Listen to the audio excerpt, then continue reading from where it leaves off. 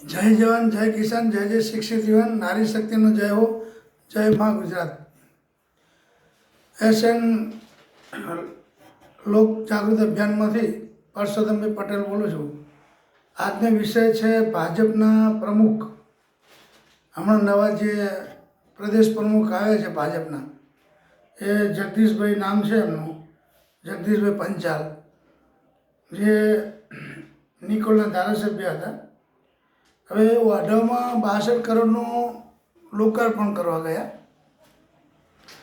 એ દરમિયાનમાં એમણે ત્યાંના અધિકારીઓને, જે અધિકારીઓ આવ્યા હતા કોર્પોરેશનના, એમને એમ કીધું કે ભાઈ તમને સરકાર પૈસા આપે છે એટલે રોડ બનાવવા ખાતર બનાવી દો એવું નથી, પણ એને 10 વર્ષ સુધી તિકમ પણ ના મારવો પડે એવા રોડ બનાવો। તો અધિકારીઓ તો બિચારા શું કરે, અધિકારીઓ તો એ રોડ બનાવવા બેઠા છે, પણ આજે એમણે ટકોર કરીને, ટકોર સાચી કરી છે, એમની સ્વાર્થ ભાવના બી સારી છે, એમનો સ્વાર્થ કોઈ છે નહીં, નિસ્વાર્થ ભાવના છે।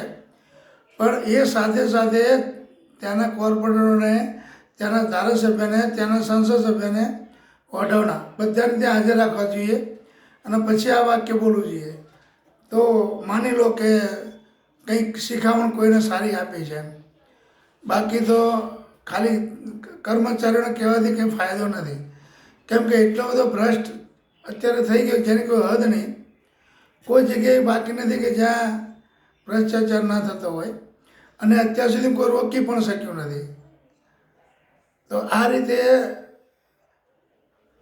વાત થઈ, એ સારી થઈ છે, વાત સારી જ કહેવાય લોકો માટે, અને પોતે જાગૃતતા ગણે છે।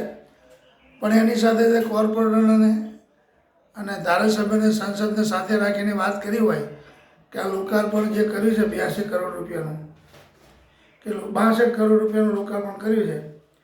હવે એમણે 62 કરોડમાં આ વાત કરી, 62 કરોડમાં શું 200 કરોડના પુલો બનાવવા આપે તો 6 મહિનાની ત્યાં ત્રિકમ શું આખું બુલડોઝર ફેરવવાનો વારા આવ્યા। તો આ તમે જે કંઈ વાત કરી એ સારી કહેવાય, પણ સાથે સાથે કોર્પોરેટરને રાખો, ધારાસભ્યને રાખો અને સંસદને પણ રાખો, અને જે કંઈ સરકારે બજેટ ફાળવ્યું છે પહેલાં તો ત્યાં કટકી ના થાય એ જુઓ। સરકારે બજેટ કોણે ફાળવ્યું છે? જનરલ બજેટ છે, કોઈ ધારાસભ્યનું છે, સંસદ સભ્યનું છે, જિલ્લામાંથી છે કે તાલુકામાંથી છે કે કોર્પોરેશનમાંથી, ક્યાંનું બજેટ ક્યાંનું છે?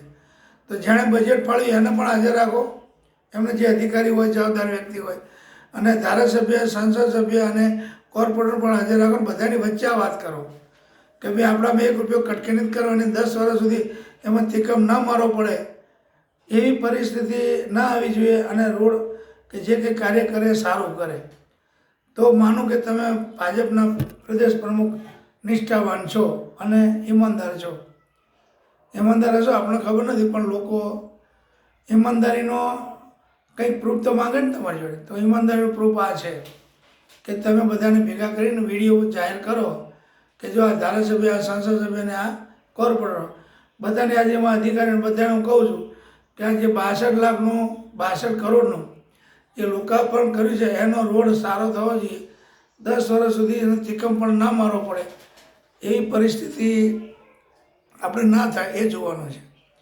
તો આવી રીતે તમે જે વાત કરી છે એવી રીતે આખા ગુજરાતમાં દરેક જગ્યાએ લોકાર્પણ થાય, અને લોકાર્પણમાં આ રીતે વાત થાય તો બહુ સારું કહેવાય, બરાબર?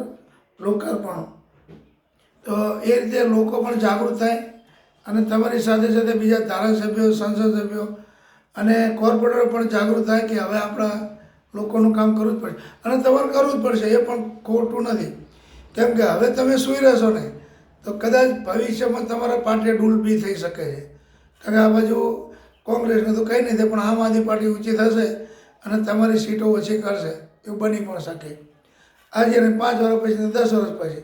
પણ તમે લોકોના કામ નહીં કરો અને ખાલી વાતો જ કરશો અને લોકોને લોભામણી વાતો કરાવશો તો તમારી પરિસ્થિતિ એવી થવાની કે તમે ક્યાંય ગોતે નહીં મળો। લોકાર્પણ કરવું એ ખાલી વાત નથી, એની સાથે સાથે કામ કરવું, અને આજે જે કામ આપ્યું છે તમે 62 કરોડમાં, એ કામ કોણ કરે છે, કેવી રીતનું કરે છે, એ બી તમારા ફરજમાં આવે કે આટો મારવો જોઈએ તમારે। તો આ રીતે થોડું ધ્યાન આપો તો 100% ગુજરાતમાં ફેરફાર થઈ શકે છે. નહીં તો ભવિષ્યના દિવસોમાં ભાજપને મોટા પાયે નુકસાન થઈ શકે છે.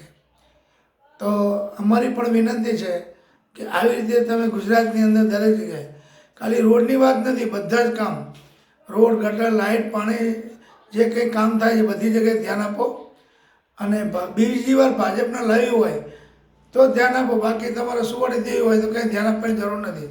કેમ કે હવે તમે ગમે તે વાત કરશો, લોકોના ગળે ઉતરતી નથી. પણ તમારે આ કામ જે કરવાનું છે, તમે જે પેપરમાં આવ્યું, પેપર તો મીડિયા તો છાપી દે છે, તમે બોલો કે ના બોલો, તમારો ફેરમાં છાપી દે. પણ હવે તમે કોર્પોરેટરને બધાને હાજર કરો, તે જગ્યાએ ધારાસભ્યને બોલાવો, સંસદને બોલાવો, અધિકારીને બધાને બોલાવો, બધાની હાજરીમાં વાત કરો કે ભાઈ 62 કરોડ રૂપિયા સાચા કામમાં વપરાવા જોઈએ અને ત્રિકમ પણ બીજો લાગવો ના જોઈએ, એવું કામ કરવાનું છે.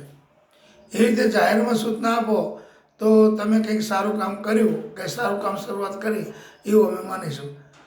જય જવાન, જય કિસાન, જય જય શિક્ષિત, નારી શક્તિનો જય હો, જય મા ગુજરાત.